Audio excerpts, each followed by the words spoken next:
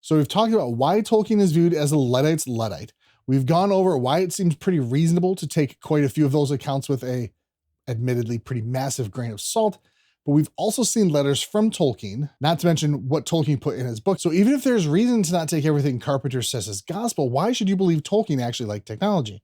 How could apparently the vast majority of scholars be wrong? Hello, everybody. Welcome to There and Back again, and we're taking a break from our walkthrough of The Lord of the Rings for just a little bit of a different topic. Now, I'm sure at some point you've heard that Tolkien was a technophobe. He hated new technology. But I bet you have not heard that you're wrong. And a lot, if not most of the scholars are wrong too. Let me explain. So how did we get here to the assumption that Tolkien hated technology?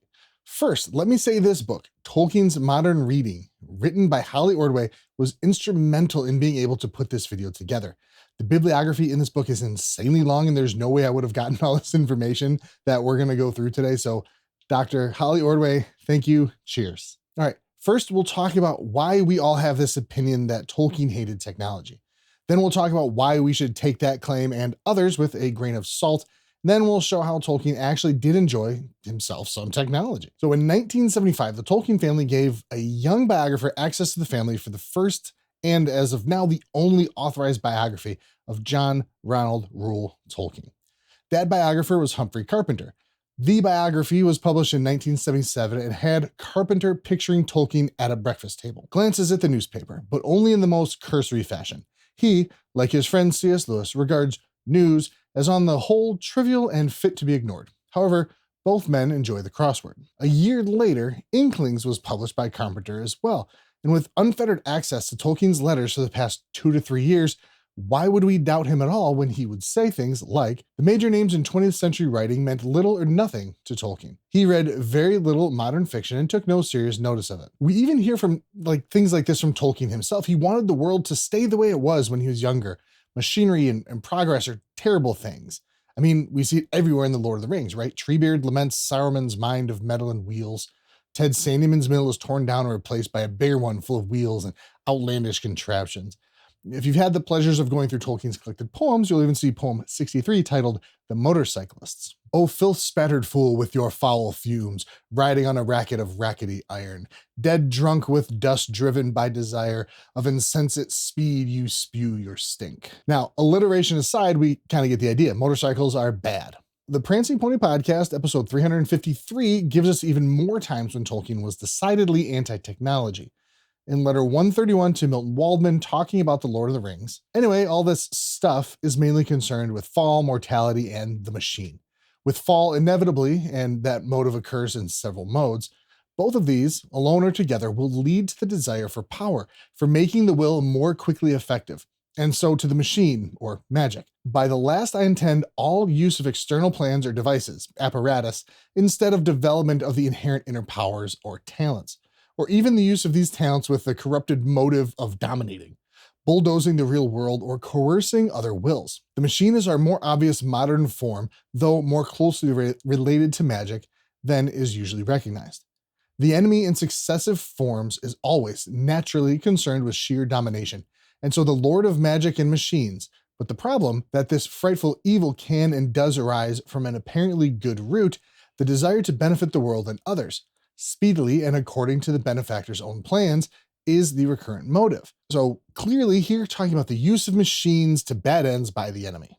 Machines bad, new things, technology bad. And then here in letter 75 to his son Christopher, there's the tragedy and despair of all machinery laid bare. Unlike art, which is content to create a new secondary world in the mind, it attempts to actualize desire, and so to create power in this world. And that cannot really be done with any real satisfaction.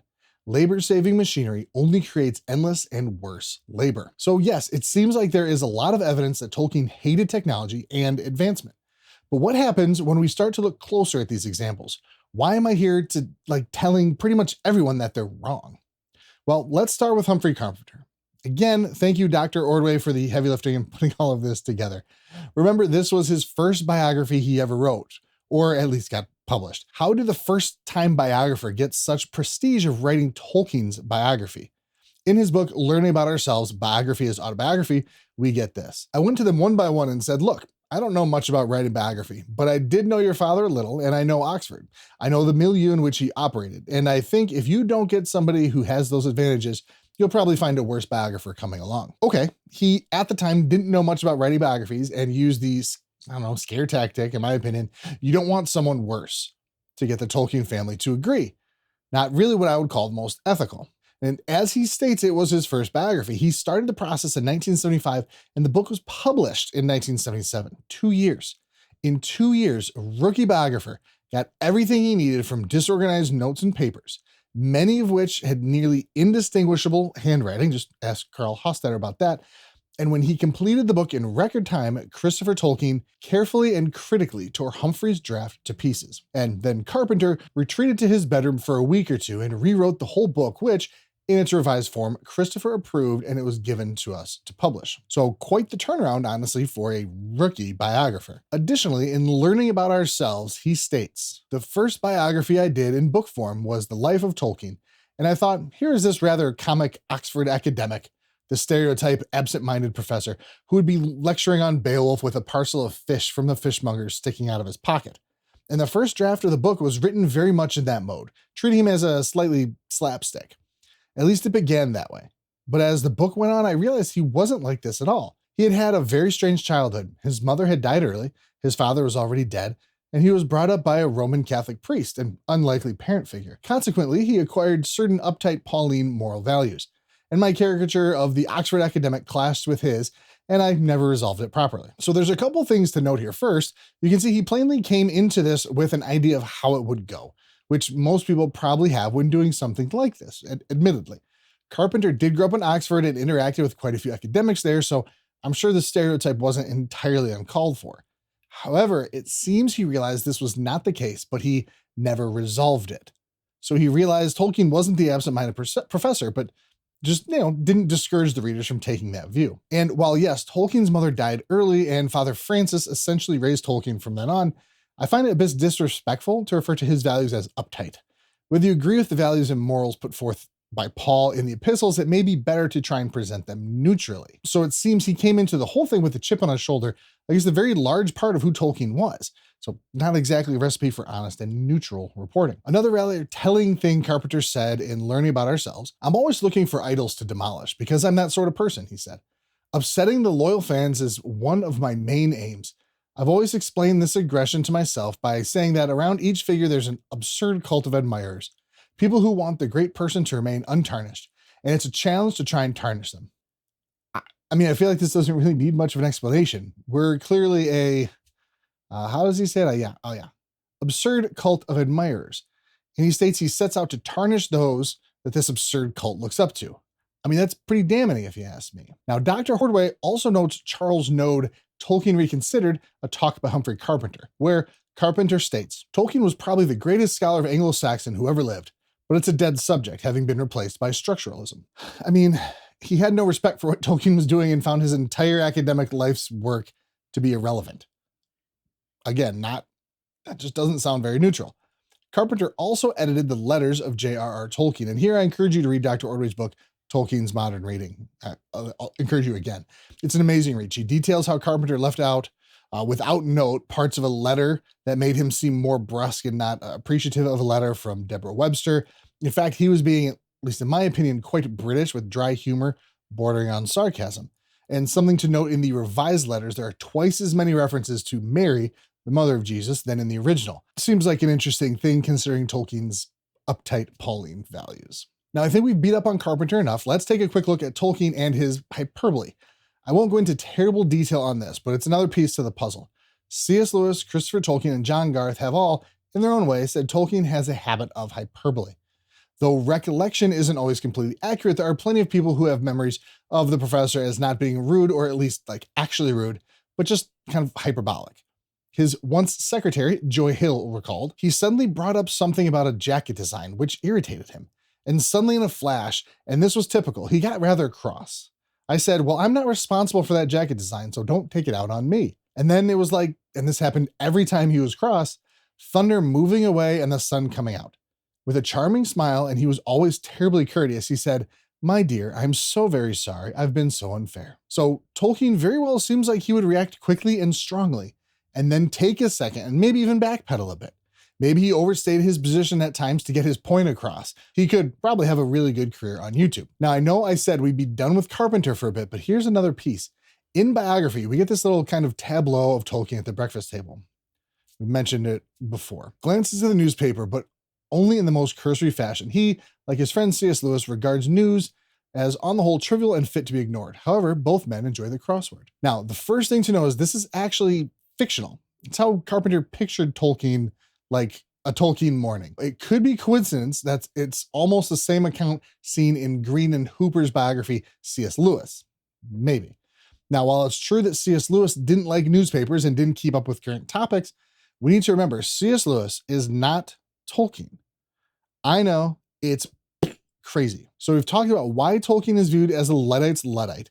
We've gone over why it seems pretty reasonable to take quite a few of those accounts with a admittedly pretty massive grain of salt, but we've also seen letters from Tolkien, not to mention what Tolkien put in his book. So even if there's reason to not take everything Carpenter says as gospel, why should you believe Tolkien actually liked technology? How could apparently the vast majority of scholars be wrong? And again, I will always say thank you, Dr. Ordway, for putting this all together nice and neat for us all. First and foremost, it's pretty clear that Tolkien used typewriters, which were pretty new in his day, like used them a lot. Hammond and Skull in the collected poems are even able to date poem manuscripts based on the ribbon used on the page. So he used a bunch of different typewriters. As weird as this sounds, he was an early adopter of ballpoint pens and was well-versed enough to have an opinion as to what brand had the best pens. We see this in letters to his son Michael. And just kind of as a side note, I really had to wrap my mind around the fact that a ballpoint pen was like new technology for Tolkien. I'm here thinking about how AI is going to take over the world, and he was deciding what, newfangled pen he was going to use. And I'm not like denigrating it. It's kind of crazy. In the Tolkien Companion and Guide, Reader's Guide, we see that Tolkien not only experimented with tape recorders to hear how people heard him and see what his poems would sound like to others, it's noted about Tolkien was able to comment knowledgeably about the merits of different types of tape recorders. I would say hardly the action of a Luddite. And as much as we hear about how Tolkien hated pollution, he did own a car and even bought one of his children a car. Taken from a BBC interview transcribed by Stuart Lee, we see this viewpoint a little bit clearer. Love riding them, like driving them. Anything that's good in 1 and 2 is nearly always bad at 5,000. And bringing some more nuance to his take, it's not the car itself, but those that build the roads and make those decisions. As a driver is no longer able to do the things for which motor cars were made. Nowadays, before you can get to the brooks for a picnic, the state road makers have smashed the brook and cut the trees down so that you can get there. I should have thought it's the road makers more than the motor car, which I dislike. They really are ruthless and foolish. In a similar vein, he did not like the destruction that happened in building railroad tracks, but still bought and encouraged his son's interest in trains. In an interview on the BBC, he asked about factories, and he replies, "They might be better than they are. It depends on what you mean by a factory. I mean, a factory may be a very big or very large or very small thing." And when asked about motor cars, Tolkien replies, "Love riding them, like driving them." But he hated them. Maybe it's not so cut and dry as that. So now referring back to letter 75 that the Guides of the Prancing Pony podcast referred to as clear evidence Tolkien hated technology. They did stop short of what I feel is a pretty important part of that letter that provides more nuance. Labor-saving machines only create endless and worse labor. And in addition to this fundamental disability of a creature is added the fall, which makes our devices not only fail of their own desire, but turn to new and horrible evil. So we come inevitably from Daedalus and Icarus to the giant bomber. It is not an advance in wisdom. This terrible truth, glimpsed long ago by Sam Butler, sticks out so plainly and is so horrifyingly exhibited in our time, with its even worse menace for the future, that it seems almost a worldwide mental disease that only a tiny minority perceive it. Now, I don't get all the references to Icarus, Daedalus, and Sam Butler. Sorry. But I seem to understand what he's talking about. Now, I'm not a Catholic myself, so forgive me if I misunderstand Catholic beliefs, but I believe Tolkien would have believed in a fallen world. Original sin, Adam and Eve, the fruit, all that, causes everyone afterwards to be sinners. That's what he means by the fall. So he's saying that we're all fallen people, and while technology may not be bad in and of itself, we bring it to bad results. The fallen people bring it to bad results. The airplane is a great technological advancement, yet we fallen creatures use it for war against other people. It's not the technology itself. it's the use of that technology. So ultimately, I think there really just needs to be more nuance in this discussion. Yes, there was some technology that Tolkien was probably not a fan of, but there is some technology he very clearly has said that he enjoys or enjoyed. And we must remember to keep Tolkien and Lewis as separate people. And by the way, none of this is saying Carpenter is a bad person. He gave us tons of good information we would not have had otherwise. I just ask this. Next time you find the urge to explicitly say, well, Tolkien didn't like technology, stop, think, try to provide some nuance. As Tolkien fans, I think we can all agree those critics of his work who said his story was too simple, all his characters were either simply good or simply bad, were pretty wrong. There's nuance to the characters in The Lord of the Rings, a lot of nuance. So let's give the man himself the same courtesy, shall we? And that is all for this video. Thank you all so much for watching. Please don't forget to like, subscribe, buy a new version of the book you don't already have in the description. Don't forget to claim your 15% off chapters 2 and coffee or your friends and family discount on closing costs with Rocket Mortgage. And until next time, always remember, Aude and Tulva, days shall come again.